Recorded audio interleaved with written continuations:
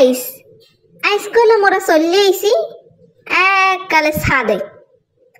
এই দেখেন কত সুন্দর যে জোছনার আলো, কি কমুহিয়া বুঝছেন। তার হলেন তার এই এত সুন্দর মানে এই জ্যোৎস্নার ভরা রাতে মোর এক্সের ওই ছাদে মানে বই থাকতে এক্সের ভালো লাগে বুঝছেন। তার এই কি মোর বই নেই আর মোর আরো মোর বোন শোকের আর কইলে যে মোর আরো ছোট বোন ওই পাশের বাড়ি বুঝছেন। তার হেগুয়া আর মই আর মোর বোন শোকেলা এরা উঠছি ছাদে।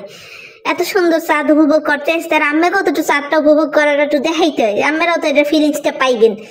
তারা এইসব দিনে বুঝছেন আবার ভূত পেট নিতে নাদের আবার একটু আনাগোনা থাকে। তারা সেই জন্য কইলে মোর ওদিকে আরো কাফে।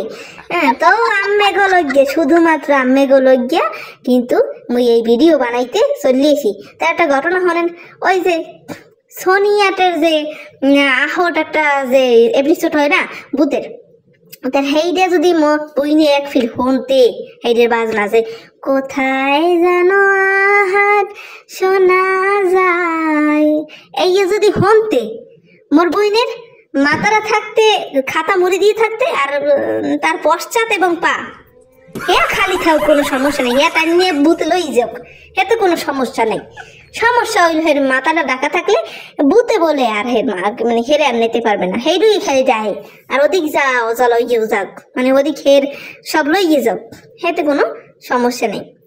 তো এখন ওই একটু আগে এই যে মোরা ছাদে উঠছি, তার মই খালি এদিক ওদিক চাই, মোর বইনি খালি এদিক ওদিক চাই কোন গাছের মাথায় আবার তেনা দোষ যদি আনাগোনা থাকে তো গেরিডে দৌড়িয়ে দেবে একটু পাশার বুঝছেন।